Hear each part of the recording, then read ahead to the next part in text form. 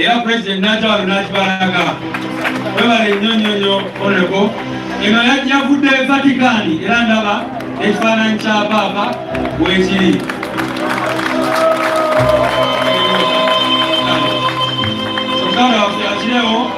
Thank you for coming back. Strong. Mr. President, without taking any other time, let me invite you to come and address these people and the nation. People power. Our power. NUP. Everywhere. NUP. Everywhere.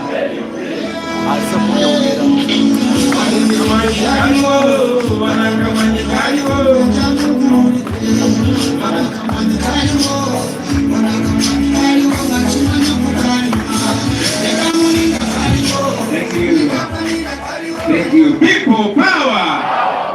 Our power. NUP. And everywhere.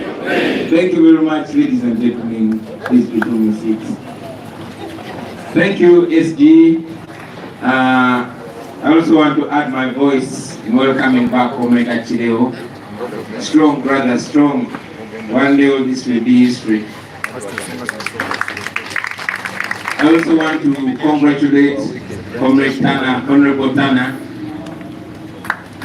The young one and madam, you already confirmed. We'll be there, we'll stand with you, and we'll weather the storm together.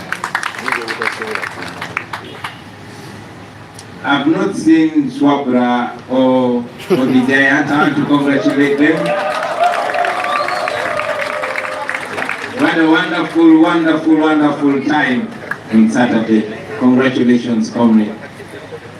Honorable Mwanga Chibumbi did justice to this matter, and that has helped me. I'm going to be very, very brief on this coffee bill. Although Honorable Mwanga Chibumbi was a little too diplomatic,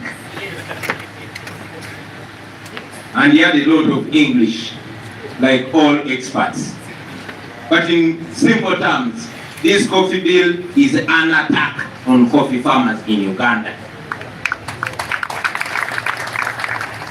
And this is not Anita Mong's bill, this is Museveni's bill. Museveni is the architect of this bill. Among and others are only enablers. This is not the first attempt. Museveni tried to take your coffee hiding behind Pineti. So this is yet another attempt, and he will not stop until we stop not just the bill, but the man himself. It is no secret. He has a very, very clear path, a clear trail behind him. Remember what happened to vanilla. Once upon a time, a kilo of vanilla was 300,000 shillings. And now, it's 10,000 shillings, I think. 3,000 a kilo. But the price of vanilla on the international market has not reduced.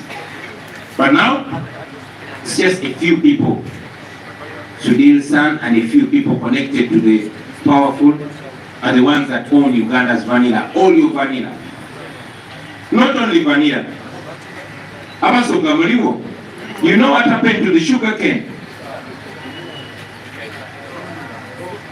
It started by zoning, now you know how much a sugar cane is. The price of sugar just continues to go up. Same thing that happened to many other things, including Mairunji. Pineapples, etc, etc, etc. The people that come from West Nile, you know what happened to tobacco. No wonder you don't have thriving, distributors, you don't have sportsman, Benson and Hedges, and all those other cigarette factories and manufacturers here in. It was deliberate. The people of Western Uganda, you know what happened to milk. Milk products have never cut prices, but your milk was controlled and given to one family, Museveni's family. You know what happened to our gold. Now gold is exclusively belonging to one family. And all the gold mines, if it's not for Janet, it's for Sale. If it's not Sale, it's Mohozi. If it's not Mohozi, it is Sodo and others. You know what is happening to our fish. You cannot fish on our God-given lakes, given to a few people. So me, I want to be blunt and say that all lucrative sectors are given to Museveni's family in a way of colonizing you further, of taking away your national wealth, of making sure they control your income, because only poor people can be effectively controlled. That is what Museveni is doing. These are not amongst, they are only tools, they are pawns being used. Forget the nonsense of cutting costs. That is a blunt lie. I mean, the same person that is claiming that is cutting costs has RDCs, useless RDCs. Now deputy RDCs and assistant deputies. Sounds like a joke, but it's true. That is Museveni for you. The same person who claims he wants to cut costs has 82 ministers. Many of them, I'm sure he does not know them. That's the person who's claiming he wants to cut costs. He has presidential advisors. He uses 2 billion every day. He oversees the loss of 10 trillion shillings in corruption. The same person who could control it. It is under his protection that one of his courts smuggled a bill of 9.6 billion shillings. Apparently, like Comrade Wise was saying, to teach Ugandans how to drink coffee. That is the person who is claiming to want to cut costs. In the Dubai Expo, they spent 3 billion of our money just to hire a stall. Umdala, Mumolisogo Dubai, 3 billion commissar. The same person, the same regime that claims they want to cut costs, under State House alone. I mean, he claims he wants to merge, and that's a lie, it's not merging. Like Honorable Mwanga Chikumi put it clearly, Section 4 of that bill puts it clear. They want to scrap UCDA and put it under Ministry of Agriculture.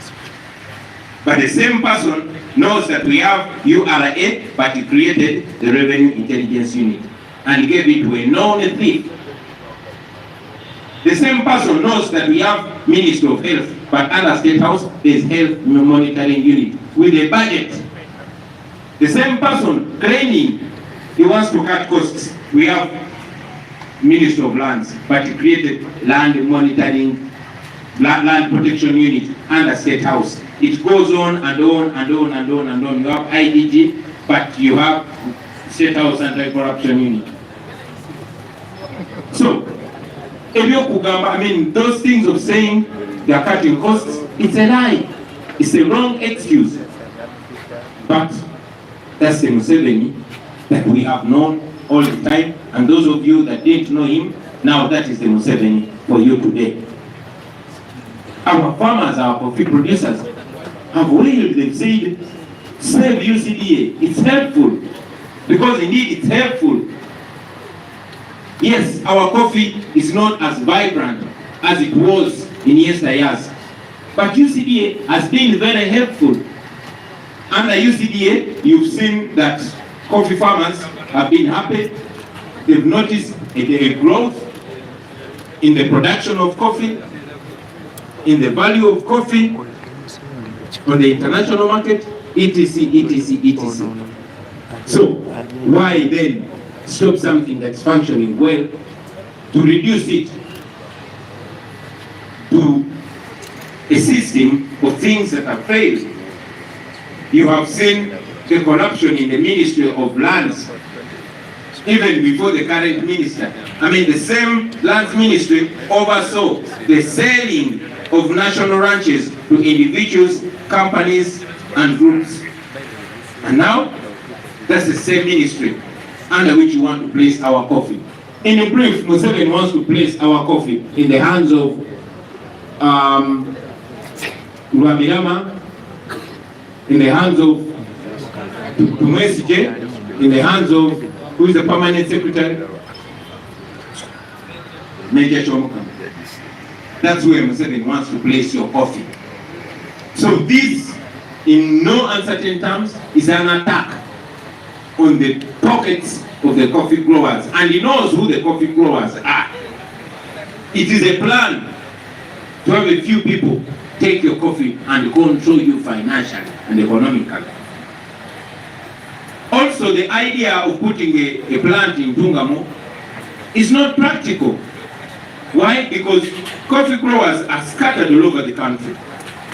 You have to tell me coffee from Bugisu has to first travel and go to Tungamo. And what was the logic behind that? Is Tungamo the most vibrant coffee growing district in Uganda? You know the reason why they're doing that. So, ladies and gentlemen, looking at the spirit in which this bill was brought, I can tell you it is an attack. And I mean, God is wonderful. It works in different ways. And it among, in English there's a kind of tongue slip called a Freudish slip, where you accidentally spill the beans and say out what is on your heart. In Uganda, there's a mandwa mandwa. In Uganda waliwo mandwa gye bayita bwanika. Ekutemba n'obayo n'obyogera nga totegedde. So, it's not very good to joke with these Maganda because they have that mandwa. Now Anita Among ended up spilling the beans. So, this bill, ladies and gentlemen, me, I will be crude. This bill is intended to punish the people of Uganda and the people of Bugisu and all those coffee growers for voting Museveni out. They are looking for all avenues where you earn a coin and they want to steal for it. What they have done to vanilla, what they are doing to the lakes and all the water bodies is what they want to do to the coffee. And if you don't fight back, they will succeed. You remember these people wanted to take your land by bringing an amendment to ensure that when the government, and you know the government is Museveni, that when the government wants your land, they first take it and then tell you how much they will pay. If you didn't fight, you would have lost the land. If you don't fight this time, you're in big trouble. So this is a way of clamping down on you. It is intended to impoverish you because poor people will always be beggars. That is the intention. The coffee industry, ladies and gentlemen, here in Uganda is sustaining more than 2 million families. Did you say 2.5? Yeah, in Uganda. 12 or 2 families. Wow, not 2, I was wrong. 12 million families are surviving on coffee. And now somebody wants to take them on their knees using this bill. And if you fight, my friends, that's exactly what you are facing. I request you to reject it firmly. But most importantly, and this is very important, please note it, that those that are presenting that bill and those that are speaking for that bill are not innocent. They are not only expressing an opinion. No, this attack is a crime. It's a crime when you impoverishing people deliberately. It's a crime. It's supposed to be a crime. And these people speaking for that bill, for that deliberate effort to impoverish our people, they are not innocent. They are not only expressing an opinion. They are part of that project. They are part of that plan. They have a duty. Their role is just to speak. Their role is a propaganda role. You need to understand this. In every attack on a people, everyone has a role. The military has a role to brutalize you. The so-called intellectuals have a role to go on TV, put on ties, and speak a lot of intellectual dishonesty to sanitize it. So this is an attack on people which will have dire consequences if you don't fight back. And those people speaking for it should be equally culpable. They are not innocent. So treat them just like their masters, because they are serving a role. Their role is a propaganda role, and that propaganda role is very, very effective in breaking a people. Very, very sadly, some of them are paid. Not just paid, but they are paid members of that affected group of people. I'll say that again. Some of those are paid members of that affected group of people, because they know that the affected group of people will trust them and believe them easily. They are criminals too. Amongst words, ladies and gentlemen, we are not a mistake. Those are words of Museveni. Those are words of amongst friends. Those are words of amongst friends. Many of them are from here in Uganda. Have you seen them? Have you heard from them? Did you see them in parliament on that day? I'm asking, did you see them on parliament that day? Have you heard anything from them? Hopefully the first word they speak when they show up will not be Kyagulanyi tayagala Buganda yasindikiriza nani tamongo kwogera ebigambo ebyo. I hope this opens your mind. I hope this shows you that this regime attacks different groups differently. Nobody is safe.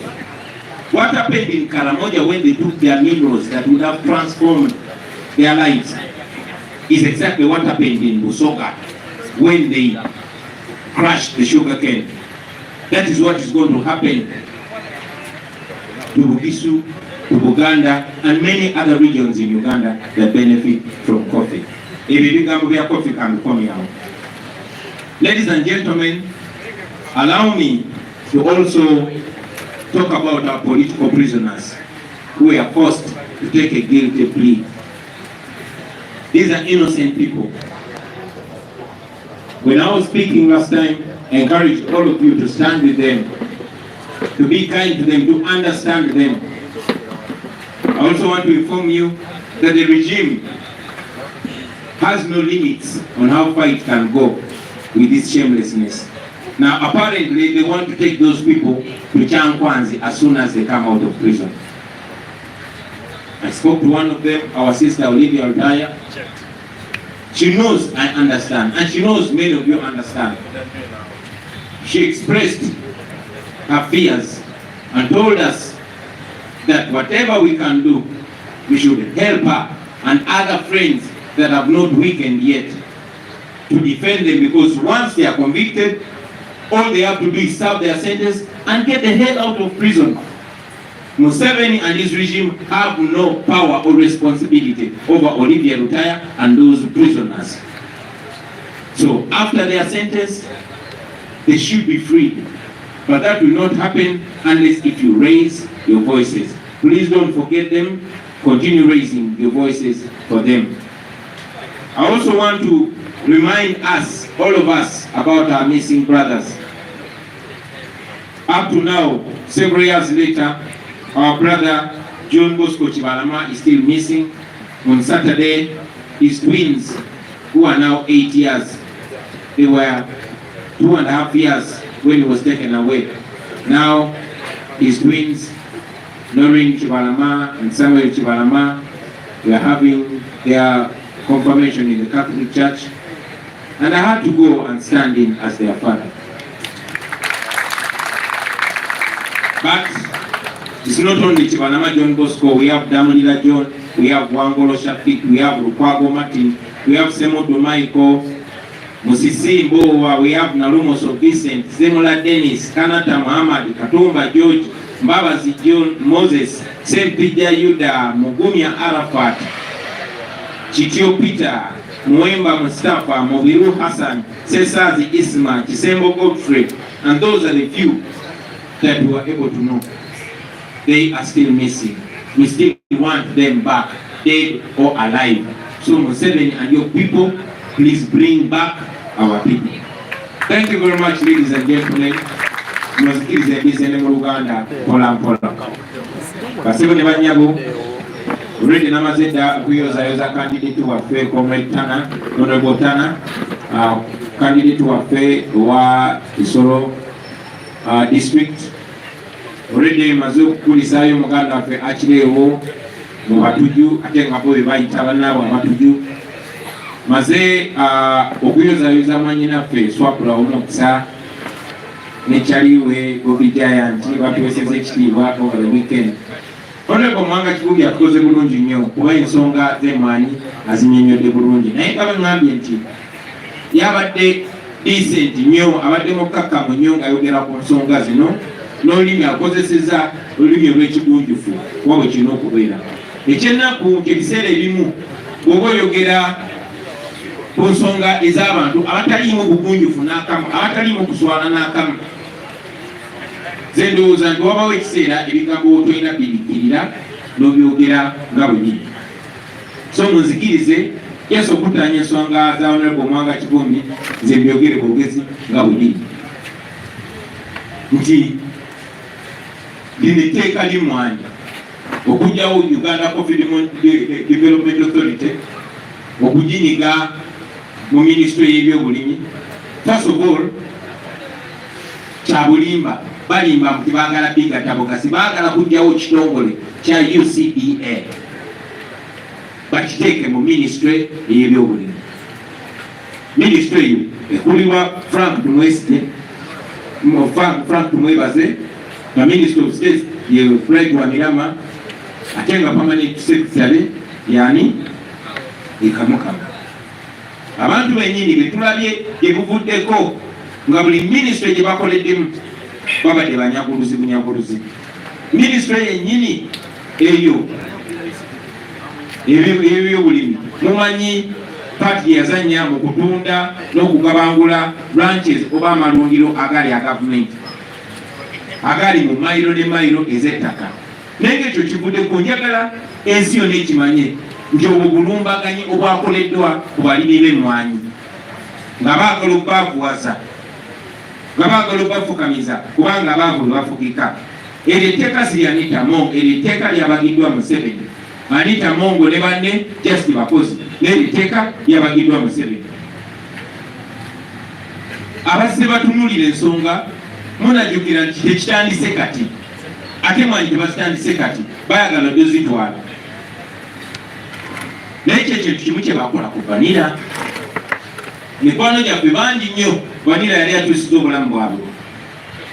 Mujjukira ikuntiko ya vanira kiro yali egula $300. Naye kakati nze bagamba kiro egula $1,000, Honorable Katabazi n'aŋŋamba nedda oli ku bikadde kati egula $3,000. Ekiboga bwe bagitunda ebbeeyi bagitunda $5,000, yali ku $300. Njagala okajjukiza akatale ka vanira tekasalanga tekakenderanga mu nsi yonna. Ku katale k'ensi yonna vanira kyagula kyekimu. Naye mu abalimi baagala babafootolere wano kubanga bataddewo etteeka toyina woyinzamu kutunda, oyina mugozaffe. Kakati abantu abagula vanira bali 3 bamu abo mwe muli mutabani wa Sugira. Bwe kamba makinga sure obugagga bw'ensi yonna babukwata ne babusa mu bantu 3 oba 4, either abaabo ab'omunju oba abagwirayo basobola okontrolinga. Ekyo tebakikomya ku vanira, ekyo bakikola ku bikajjo. Era abaana b'e Busoga mumanyi bulungi twakola tumanyi cash crop eve Busoga bikajjo nga Abasoga beewaana n'ebikando kati waiswa era ddamu weewaane n'ebikajjo se bwe batyo bwe bakola.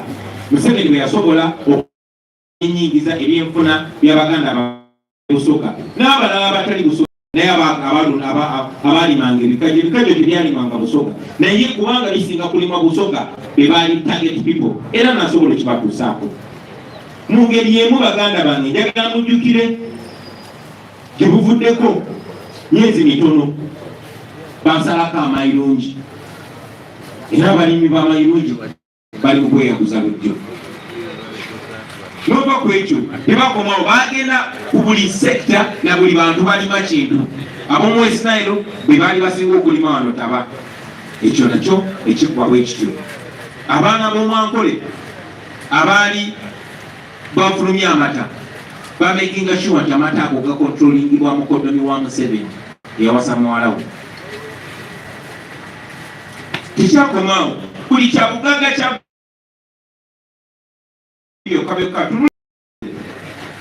kati kodi wa family ya Museveni yekkiriza yokka okusuubula gold okumufulumya eggwanga ate nga tesasula na musolo. Ebirombe bya gold mu Uganda byonna kati bya family ya Museveni, bwe kiba si kya Janet kiba kya Sale, bwe kiba kya Sita Sale kya Muhoozi, bwe kiba si kya Muhoozi kya Sodo. Muze mubiraba yonna Mubende Erubaali ne walala yenkola gye baze bakola. Ebyennyanja kati ennyanja zonna basalako, okuvubirako olina kubeera waabwe. Bwe batyo bagenze banyigiriza ebyenfuna by'abannansi, kakati saawa zino bali ku mwanyi. So njagala mukimanye nti eno efo tobona kaweefube ng'okufaanana ku kaweefube omulala abaddewo wakubakuwaza, kubakakanya, kubafukamiza mubire nga temulina kimugamba okujjako nga mufukamiridde Museveni oba abafamireyo. Of course aboogezi be bavuddeyo nga bagamba nedda twagala kukendeeza ku nfulumya, tetusobola kubeera ne ministry ebyobulimi ate nga tulina n'ekitongole ekikulakulanya emmwanyi ekya coffee ekya Uganda Coffee Development Authority. Naye kambabuuze, omuntu agamba nti ayagala kugatta bitongole bino okufulumya ssente kukendeere, ye muntu y'omu ayina baminisita 82 abamu tabamanyi namanyi. Mujjukira Amini ayina abaminisita bameka 18. Museveni ayina abaminisita 82. Oyinza n'okeera ku makya ng'ayongeddeko omulala. Ayina aba RDC n'ateekako ne ba deputy RDC, kati ataddeko ne ba assistant deputy RDC. Abo bonna basasulwa ku ssente ya muwa musolo owa Uganda, naye agamba teyagala kola ki kukendeeza twejaajamya n'ensaasaanya. Ye muntu y'omu akozesa biliyoni 2 buli lunaku. Biliyoni 2 oyinza okugamba ze bafumbisa baziteeka mu kyoto. Ye muntu y'omu abantu be babba triliyoni 10 buli mwaka zimaze okusolozebwa mu musolo, so balinda nga zimaze okusolozebwa ne basooka ne batemako ezaabwe. Ye muntu y'omu agamba nti kati emmwanyi ayagala ginyiga mu ministry ey'ebyobulimi, naye nga ministry nyingi bwe ziri. Waliwo ministry y'ebyobulamu, Ministry of Health, naye under State House yateekawo Health Monitoring Unit naye nagiwa budget number eringa ministry. Tulina Uganda Revenue Authority naye yataddewo Revenue Intelligence Unit mu State House nagiwa budget naye eringa ya ministry. Tulina ekitongole kya IGG, Inspector General of Government, naye yateekawo State House Anti-Corruption Unit naye nagiwa budget eringa ya ministry. Yagamba nti ayagala kugatta ze ministries. Tulina Ministry of Lands naye yateekawo State House Land Protection Unit nagiwa budget naye eringa ya ministry. Naye agamba ikuche mwanyi tusasanya ssente nyingi nnyo. So njagala mumanye nti bino byakubasiruwaza naye ng'ekigendererwa kubaabuwaza. Agenza okulaba mu mwanyi mugagawala nnyo, n'agamba nazo kanzikwateko, ate nga bumunakkiriza nazajja zitwala. Museveni tagenda kyalina kyagenda balekera. Mujjukira banga toneriise era yagala kutwala ttaka lyammwe lyonna, ng'ayagala kuyisa tteeka nti gavumenti, ate nga mumanyi Museveni ye gavumenti wano. Bw'aba yeegombye ettaka ajja buzinagamba lino ettaka gavumenti eyagala litwala, tujja kuwulira sente nekka gavumenti ejjokkuwa. Abantu bamala kulemerako, ekyo ne kifa. So musaba muleme kusuula step, mulemereko nnyo ku mulundi guno, kubanga singa temulemerako baganda bange mujja kuba muweka. Fane gwe muwanga Kivumbye tukoze bulungi nnyo n'obitunnyonnyola mu detail yabyo. tewali mugaso gwonna gwa kugatta bitongole kuba kibagezaako okukola. Kenya yakikolako n'okuyingiza mu sekta y'emmwanyi neyeesala ebitundu 5 ku 10 balina okuddayo emabega. Kakati ffe yes emmwanyi yaffe siya tefuna nnyo nga bwe tulowooza bweyina okufuna nga bwe yali efunyeeko gye bwava, naye at least Uganda Coffee Development Authority ebadde eyambyeko abalimi era bino bigambo biva mu balimi abalimi b'emmwanyi nga bo bagamba ebayambyeko nti buli mwaka wabaddewo enkulaakulana, wabaddewo growth mu bulimi bw'emmwanyi, obungi bwe tufulumya n'omutindo bwe tufulumya. Obungi bwayo bweyongera ebitundu 3 ku buli 100 mu kufulumya emmwanyi wano. Jukira UCDA ebadde ekola okumala emyaka kati 33 nga tewali complaint balimi gye balinako, naye kakati bagala discrapingawo nga already statistics zikulaga nti ebadde growinga. Growth ebadde 6.33, ebadde okula okutumbuka mu kufulumya emmwanyi obungi bwazo zeeyongedde omwaka oguwedde 2023-2024 eyo financial year gweyongedde by 6.33 ku buli 100, obutundu 6 n'obutundu 3.3 ku buli 100 yenkulaakulana y'emmwanyi. Tweyongedde okufulumya okusinziira ku mwaka buli omwaka twafulumya ensawo z'emmwanyi miliyoni 5.8 2022-2023. Ne kakati statistics zikulaga nti omwaka guno 2023-2024 okufulumya emmwanyi kubadde okwongera okutumbuka. Twebaza bonna abapromotiza emmwanyi okuzirima n'ozifulumya nti kati omwaka guno gwe tulimu gwennyini financial year yennyini tufulumiza obusawo bw'emmwanyi bubaaga miliyoni 6 n'obutundutundu 13. So wabadde okutumbuka n'okufulumya emmwanyi ne mu quality ne mu kuyingiza. Oba osindise ku biwandiiko ebya Uganda Coffee Development Authority ojja kulaba nti omwaka guli twafuna emmwanyi za $1,848,000 nate financial year eno tutunze emmwanyi za $1 billion namba no miliyoni 14 mu miliyoni 14. So olabawo enkulaakulana. Kati enkulaakulana eyo mu kutunda emmwanyi n'omutitimbe gwa ssente guno gwetwogerako Museveni agwagala nga tekugenda mu mmwe bannayuganda nga guli mu bantu be. Ekyo kyayagala era bwe munakikiriza bwe kigenda okubeera. Eyo engeri yokka gy'osobola okufugamu abantu nga waba ssente nnyingi naga ono wabaawo $1 billion namba n'omusomi.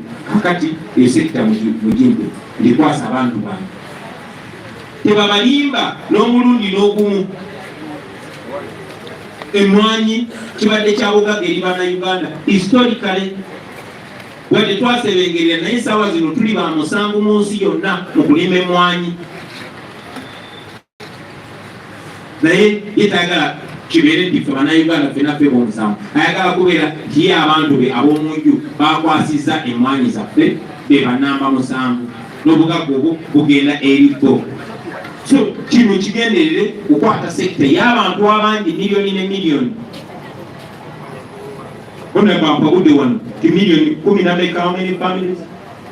Families enju miliyoni 12. Omanyi amaka obukadde 12 n'ekitundu nga be bafuna mu mmwanyi, be bayimiriddewo ku mmwanyi, be basabayiringa ku mmwanyi, be basomesa abaana ku mmwanyi. Abo bonna obugagga bw'abantu, obugagga bw'enju, enju ebeeramu abantu bameka ekitundu. Kati twogera ku nnyumba miliyoni 12 n'ekitundu. Obwo bugagga bonna baagala kwefunza. Mu lunaku lumu baagala kukyusa ekyo obugagga obwo buve mu bantu abo budde mu family ya Museveni n'abo abamulya mu ngalo. So that is the reality. Era njagala obasaba namwe mukinyonyola abantu abalala baki understanding bajja kuleeta obubadi bungi. Kati bagambye twataddewo coffee plant eri ntungamu. Yes, kirungi ze ntungamu bakodomi bange, naye tubeere b'amazima. emmwanyi ziri mu Uganda yonna. Oŋŋamba otya nti emmwanyi ezivudde Mbale, ezivudde wano Buganda, ezivudde Soroti, ezivudde wa zonna zirina kukola ki? Kiba kyabwekanya abaffe Entungamo ye disitulikiti esinga okulima emmwanyi mu ggwanga lino.